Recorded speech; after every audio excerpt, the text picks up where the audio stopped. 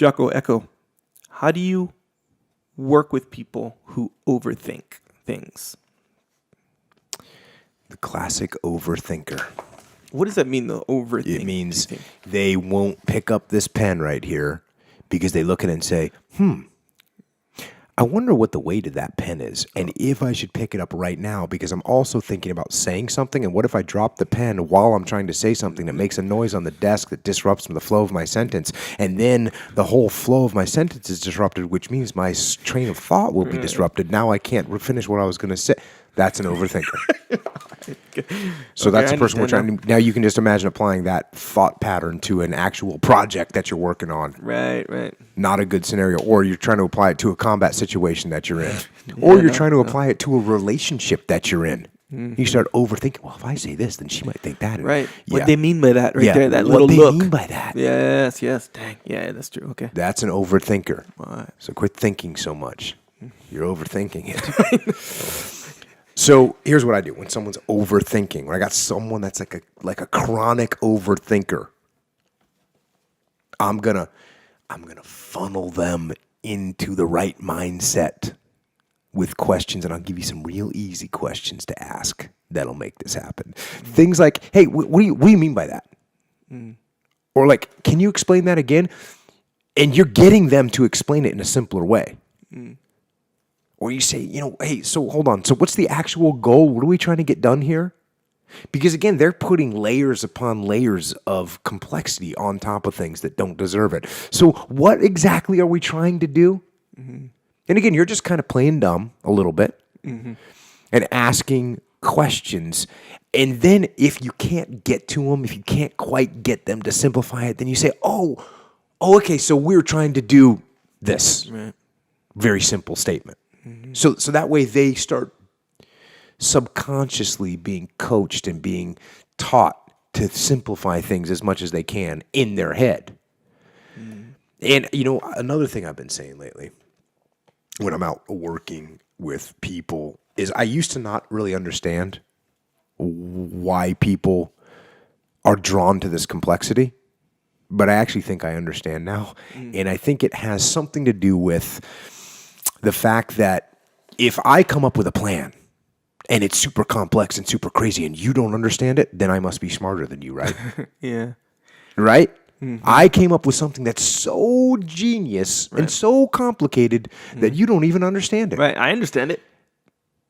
I understand it, the guy but you don't. Doing it. Right. And by the way, the only way you're going to understand it is if I break it down for you because you don't get it. Yep. So it's an ego trip. And it's completely wrong. Because the fact of the matter is, if I'm trying to get you to do something and you don't understand it, I'm a loser. I'm failing as a leader. So you got to try and get people to understand that simplicity beats complexity every single time. And overthinking things is a failure in ability to simplify. So another thing, and this is more kind of about planning, and this is something I used to talk about in the SEAL teams, and I called it 6% advantage over the enemy. And what this was, let's say you have a target building that you're going off of, or going after. You're going to go take down a target building in the middle of wherever, the middle of the desert. And you basically come up with a plan that you're going to use your standard operating procedures. You're all going to get online, or you're going to at least set up a base and a maneuver element. It's very simple. 2 elements. One element's going to hold cover, and the other one's going to move through the target. Cover and move. It's as simple as it gets. That's great. So you come up with a plan. That's your plan. And then as you're looking at the imagery or you're looking at the map, you notice that there is an outhouse 150 meters away from the house. So now what you do is you go, you know what? Because there's that outhouse there, you know what I'm going to do is I'm going to take another team of our guys. We're going to break them off from the main assault force. We're going to put them over there. And that's what they're going to be in case the guy's in the outhouse, blah, blah, blah. So what you've done is you've separated your units. You've increased your communication problems. You've sacrificed your fields of fire. You've disaggregated your firepower. You've diminished your unity of command. You've broke from your standard operating procedures. You've given up your real tactical advantage that you have for the chance that this guy at 2:00 in the morning when you hit the target is in the outhouse and not in his home? Is it worth that? No. So don't overthink it. We're hitting this target. You know what? Cool. We'll keep eyes on that thing. No big deal. But don't give up your tactical advantage because you overthought the situation. Go with what you know. And another piece of that is a lot of times when people get super detailed like that in planning, they're actually planning on things that can't be known. So why would we make a plan for something that can't be known? I got a better idea. Instead of making a plan for something that can't be known, make a plan that's adaptable. You want your plan to be adaptable. And you know how you have the best adaptability, for instance, on the battlefield, that you have the most control over your guys so that you can maneuver them quickly. And how do you do that? By having good unity of command. And how do you do that? By keeping your guys, for the most part, together.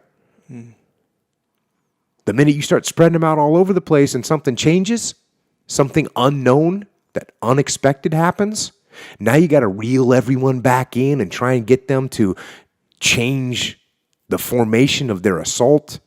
It becomes very, very complex. So if you set up your plan so that it's adaptable to changing situations, then you're going to be good to go. Same thing in business. Do you know what the market's going to do? No. We have predictors, yes. Do we know them? No. Do you know what your competitor is going to do? No.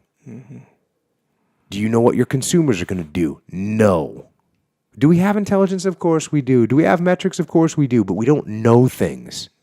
So keep your plans adaptable so you can make adjustments when you need to, as opposed to overthinking things and creating specific branch plans for a possibility of something that might occur in the future or might not. Don't overthink it, people. You know, sometimes people who underthink things,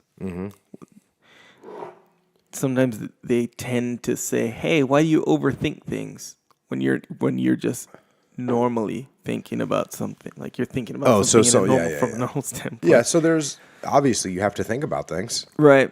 Yeah. and yes, you should be cautious of someone that's just constantly saying, "Man, you're overthinking this." Right. I spent 3 minutes planning.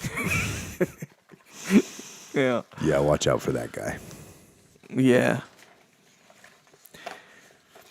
That's why, when when overthinking comes up, I gotta understand what that means. But I feel like your example is sound.